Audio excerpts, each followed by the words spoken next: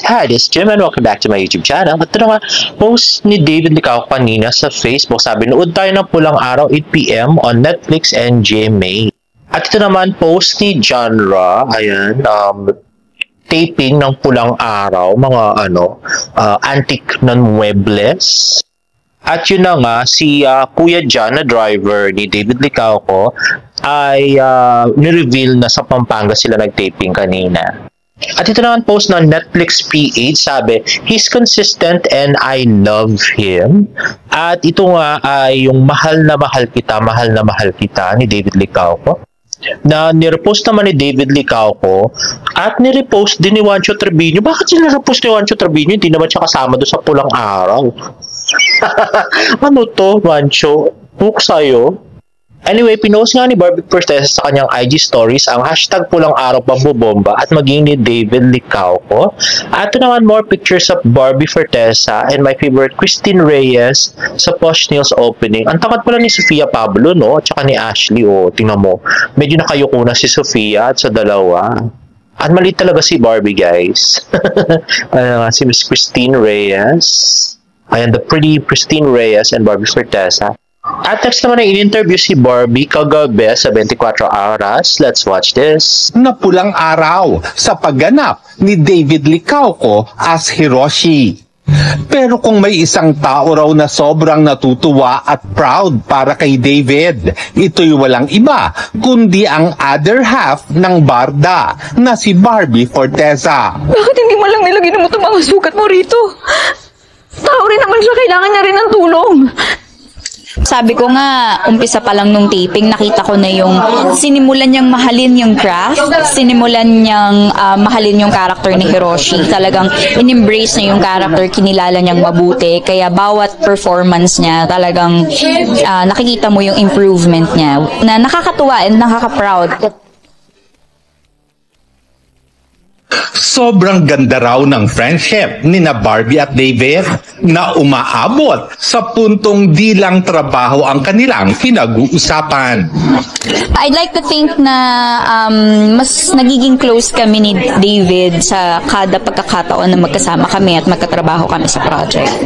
Hindi na raw bago para kay Barbie na magkaroon ng close friendship sa opposite sex. I'm really good friends with Alden. So ako naman sa industriya, hindi naman naging mahirap for me na bumuo ng friendship sa opposite sex. So dahil yan sila Derek, sila Christopher, 'di ba? Samantala, ngayong nariyan na ang gera sa Pulang Araw, lalo raw kapanapanabik ang mangyayari sa istorya at sa mga karakter ni na Barbie, David, Sanya at Alden. Tignan natin kung masisira ba ng gera ang pagkakaibigan ng apat na bida na sina Eduardo, Teresita at syempre si Hiroshi. Tignan natin kung ito ba ay mas magpapatibay ng kanilang friendship at samahan or ito ba ay magiging dahilan para mabuwag ang kanilang pagsasama. Lars Santiago updated! Pero in fairness, I agree nga with Barbie. Nag-improve nga ng gusto yung acting ni David dito. Yung mga mata-mata niya at saka yung emotions, talagang feel na feel niya yung mga scene.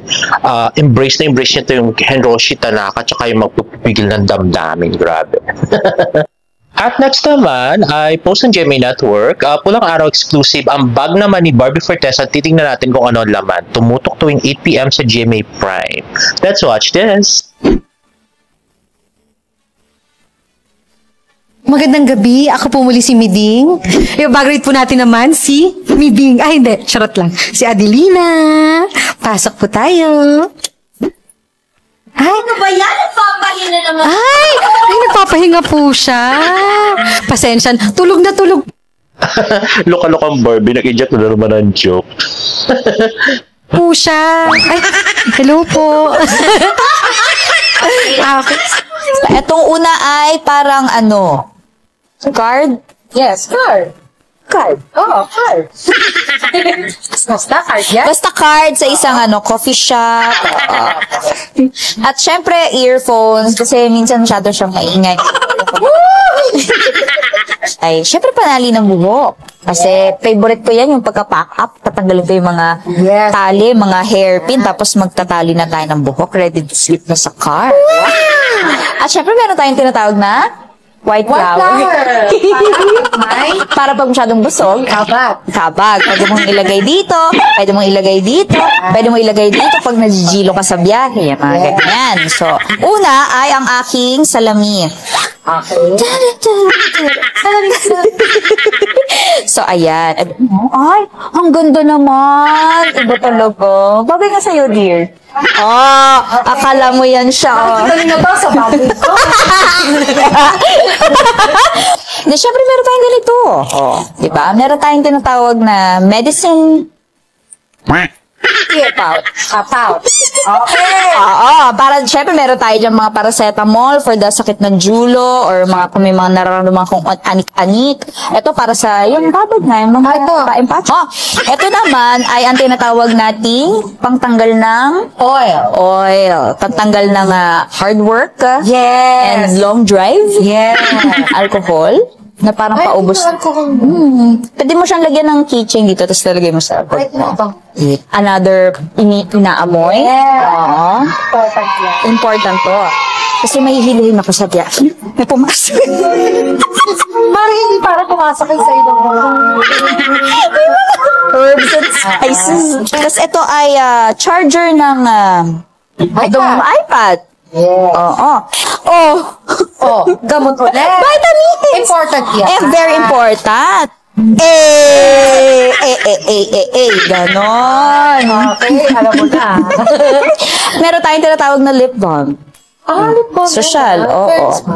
Meron din tayong tinatawag na floss. Diba? Ito pa papakita mo. Kumare! Kasi yung nilabas niya, ano yun? Feminine care. Yes. Ayan. Iyon na lang. Okay. So, ayan. Yan po ang laman ng aking Bangladesh. Ayan. So, sana po, ayan, nag-enjoy po kayo sa bag raid na ito at sana po ay patuloy nyo pong suportahan at subaybayan ng pulang araw sa GMA Prime. Yes. Hindi ba? Anong oras to? 8:00 ng gabi. Yes. Pagkatapos ng 24 oras. Tuwing kailan? Anong araw? Monday to Friday. Yes. O makikita nyo doon si Medine, di ba? Na hindi nagsasabi ng totoo. Buti pa si Yolanda. Ay, nagsabi akong totoo. Hindi! Tinago ni Carmela yung mga liham, hindi mo sinabi. Si Francisco yun. Hindi, ikaw yun. Si Francisco yung nagsunog ng teatro, di ba? Oh, ikaw yung sinabi ni Carmela, huwag mo sasabihin ng nakakatanggap ako ng liham mula sa kanilang ama. Sabi niya, ganun ka lang! Ako ang mga ano yan. Kung sasabihin ko talaga yung totoo. Kung gawa lang yan. Uy, paano? In fairness kay Barbie, memorize niya pati yung yung scene na yun. Talagang pinapanood niya rin siguro after nila mag-taping, no? So, memorize niya talaga yung scenes, pati yung kay Miding, no? Grabe. Sorry nyo guys, maraming salamat. This is directed by Dominic Zapata. At pareho kami ng vitamins, guys, Beroka. Maganda yung Beroka, kaya medyo mahal-mahal siya, 15 pesos each, no? Hindi siya pang masa. Pero maganda siya nung nagpunta ako sa abroad, yun talaga iniinom namin, grabe. At nag-tweet nga yung ate ni Barbie, sabi niya, mercury drug pala yung bag niya.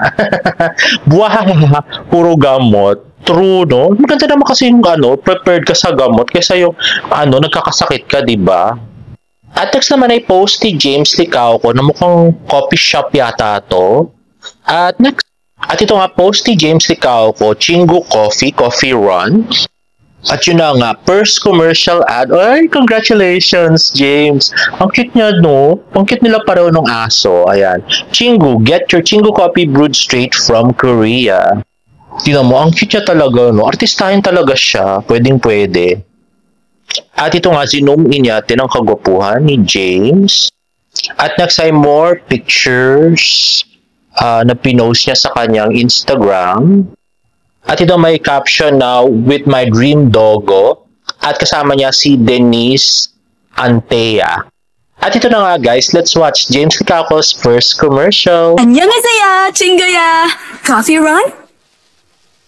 Try the new Chingo Cafe Hazelnut Americano. Just pour over ice, ready to drink coffee. Chingle Cafe. Made in Korea, new Chingle Cafe. So, pag sinabi kong compress, yan na din natin, calm na din yun. Actually, At yun ang aking nausap natin ng hakyutan ni James. O, di ba? Bagay na bagay. Isa pa. Sige lang, isa pa. Sa locally.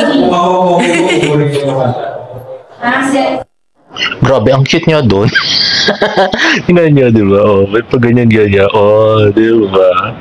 Actually, pwede siya yung yung parang doktor or smart na something.